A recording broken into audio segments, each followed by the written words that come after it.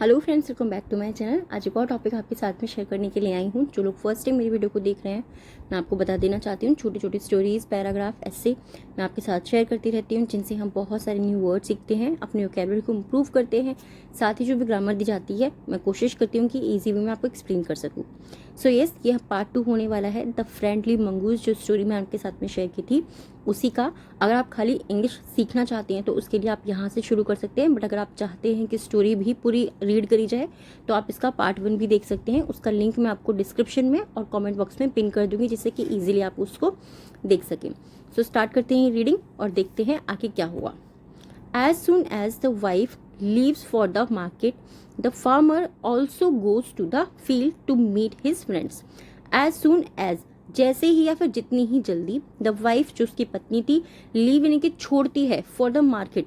यहाँ पर हम ऐसे ही बोल सकते हैं कि जैसे ही वो मार्केट के लिए निकलती है। लीव का मतलब निकलना भी होता है, ठीक है। जैसे ही वो निकलती है, द फार्मर जो किसान था, ऑल्सो भी किसान भी, गोस जाता है, टू द फील्ड जाता है। कहाँ यूज करते हैं हम, आपको ये चीज पता होगी, गोज को कहाँ पे यूज किया जाता है, प्रेजेंट इंडेफिनिट टेंस के अंदर, ठीक है। तो वहां पर हम जो वर्ब होती है उसकी फर्स्ट फॉर्म के साथ में एस या ई एस का यूज करते हैं। गोज जाता है टू द फील्ड, खेत में जाता है, टू मीट मिलने के लिए, हिज फ्रेंड्स उसके दोस्तों से मिलने के लिए। अगर हम किसी लेडी के लिए बोलेंगे तो हम यहाँ पर क्या यूज करते हैं, हिज की जगह हर का यूज करते हैं हम, ठीक है। तो क्या होता है, जैसे ही उसकी पत्नी मार्केट के लिए निकलती है तो किसान भी जो है वो अपने दोस्तों से मिलने के लिए खेत में जाता है। बट लेकिन हिज वाइफ यानी कि उसकी जो पत्नी है, रिटर्न्स वो वापस आती है। क्यों बोला, क्योंकि प्रेजेंट इंडेफिनिट टेंस है हमारा। यहाँ पर जो वर्ब है हमारी रिटर्न, उसके साथ में एस का यूज हुआ है। वो वापस आती है बिफोर, पहले, हिम उससे पहले ही वो वापस आती है, with a bag full of grocery. With a bag full का मतलब होता है भरे हुए थैले के साथ या फिर भरे हुए बैग के साथ, ऑफ ग्रोसरी। ग्रोसरीज यानी कि किराने का जो सामान होता है, जिसको हम घर में आटा दाल चावल मतलब जो भी नीड की जो चीजें होती है घर में, उनको लेकर के वो भरा हुआ बैग लेकर के वो घर आती है। एज यूजुअल, हमेशा की तरह, द मंगूज यानी कि जो नेवला था, greets her, but to her horror she sees. जो मंगूज था, द मंगूज यानी कि जो नेवला था, ग्रीट्स का मतलब क्या होता है, स्वागत करना। वो स्वागत करता है, हर मीन्स उसका, हमेशा की तरह, एज यूजुअल हमेशा की तरह, द मंगूज जो नेवला था, ग्रीट्स हर उसका स्वागत करता है, बट लेकिन, टू हर हॉरर उसके लिए जो ये सब चीजें था, क्या डरावना था, उसके लिए सब डरावना था। शी सीज वो देखती है, सी के साथ में एस या ई एस का यूज हुआ है, तो आप देख रहे हैं कि सी मीन्स देखना होता है, सी से वो देखती है। Blood on its mouth and pause, blood यानी कि खून को देखती है, ऑन इट्स माउथ उसके मुंह पर, एंड पाव मतलब होता है पंजे, जो जानवरों के पैर होते हैं उनको पाव बोलते हैं, यानी कि पंजे, उसके पंजों के ऊपर वो खून देखती है। This angers her and she assume that the mongoose has killed her son, so she throw the heavy grocery bag on the mongoose. This angers her, this यानी कि ये जो चीजें होती है जिसको वो देखती है, वो उसको एंगर, उसको गुस्सा आता है, ये देख के उसको गुस्सा आता है, या फिर ये चीज उसे गुस्सा दिलाती है, दोनों हम बोल सकते हैं। एंड शी अज्यूम्स, और वो मान लेती है। जैसे हम कहते हैं ना मैथ्स के अंदर जब हम कोई चीज पढ़ते हैं, अज्यूम करो ये नंबर है, ये चीज करते हैं, या फिर कोई स्टोरी बताते हैं कि अज्यूम करो वो वहां पे हो सकता है, तो मान लेती है दैट की द मंगूज हैज किल्ड, कि उस जो मंगूज है, जो नेवला है, उसने मार दिया है, हर सन उसके बेटे को। हैज के साथ में थर्ड फॉर्म का यूज हुआ है, ये हमारा प्रेजेंट परफेक्ट टेंस है, ठीक है। कि वो अज्यूम कर लेती है, वो मान लेती है कि मंगूज ने उसके बेटे को मार दिया है। सो इसीलिए शी थ्रो वो फेंकती है, the heavy grocery bag, heavy यानी कि भारी, ग्रोसरी बैग घर के सामान का जो बैग था, जो थैला था, वो ऑन द मंगूज, वो मंगूज के ऊपर, उस घर के भारी सामान वाले जो थैला होता है जिसमें वो सामान लाती है, उसको वो फेंकती है। आफ्टर दैट, इसके बाद, she goes running in south the house, she goes वो जाती है, रनिंग यानी कि दौड़ते हुए। ये देखिए यहाँ पे गोज आ रहा है, उसके साथ में आईएनजी फॉर्म का यूज हुआ है, यानी कि ये जो सेंटेंस है हमारा, ये बता रहा है continuous action, present indefinite tense के अंदर ही कॉन्टिन्यूअस एक्शन। वो जाती है दौड़ती हुई, इनसाइड द हाउस घर के अंदर, टू चेक जांचने के लिए या फिर देखने के लिए, ऑन हर सन उसके बेटे को। टू हर सरप्राइज, उसके लिए ये सब क्या था, आश्चर्यजनक था, उसके लिए आश्चर्यजनक था या वो आश्चर्य में आती है। शी नोटिस, वो देखती है, शी नोटिस यानी कि वो देखती है। नोटिस का मतलब ध्यान देना भी होता है और देखना भी होता है, ये चीज़ मैं आपको हमेशा बोलती हूँ। दैट की अ ब्लैक स्नेक, एक काला सांप, इज लाइंग, लाइंग यानी कि पड़ा हुआ था, सॉरी पड़ा हुआ है।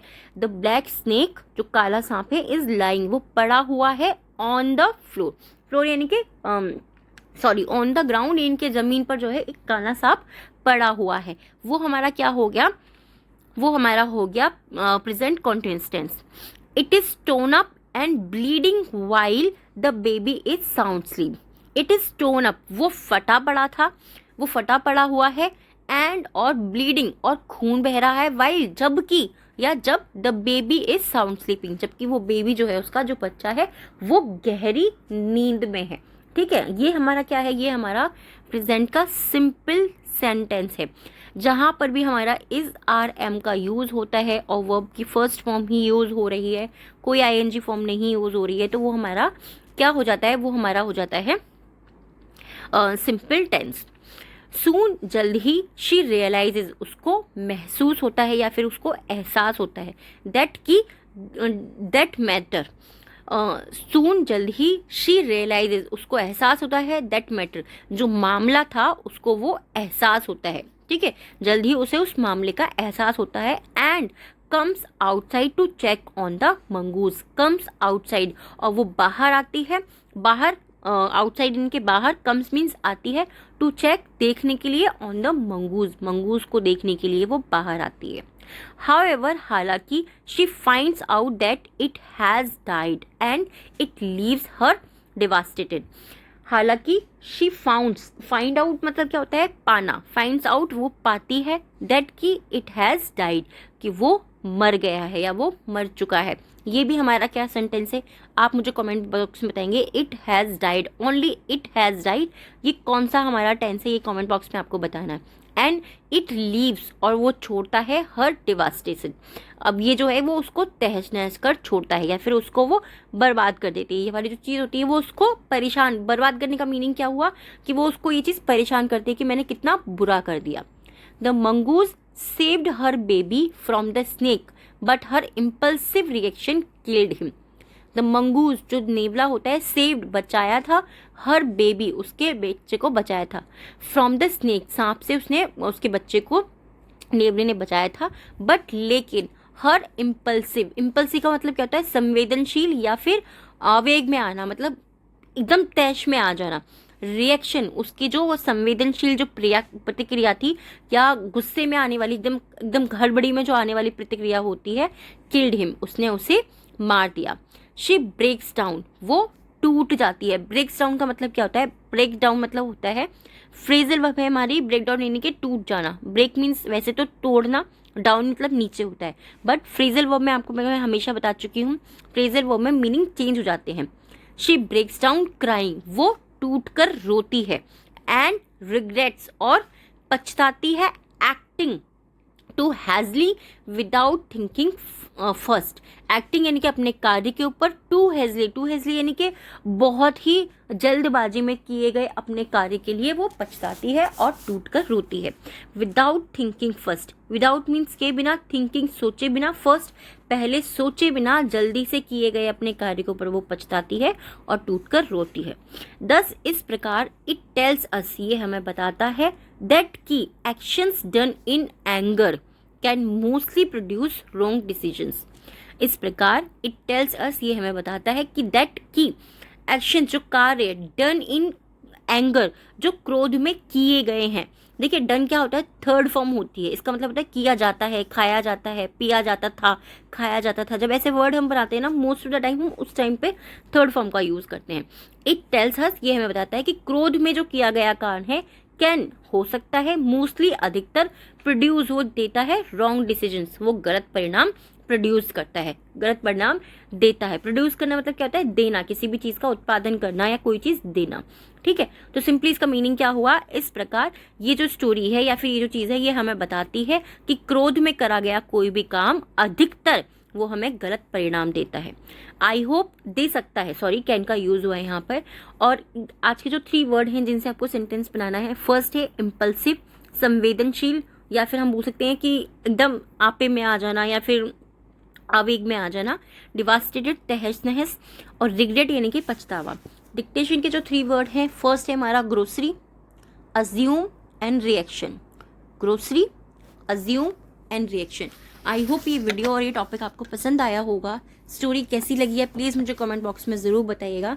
अगर आप चाहते हैं कोई और स्टोरी जो आपको सुनी हो आपने बट अभी तक मैंने शेयर नहीं की हो, तो आप चाहते हैं हम अपने फ्रेंड्स के साथ में वो भी शेयर करें, आप मुझे कमेंट बॉक्स में कमेंट करके बता सकते हैं। और ये स्टोरी कैसी लगी है, रीडिंग कैसी लगी है, प्लीज़ आप मुझे कमेंट बॉक्स में ज़रूर बताइएगा। अगर वीडियो पसंद आए तो वीडियो को लाइक, शेयर एंड सब्सक्राइब ज़रूर कीजिएगा। Thanks for watching.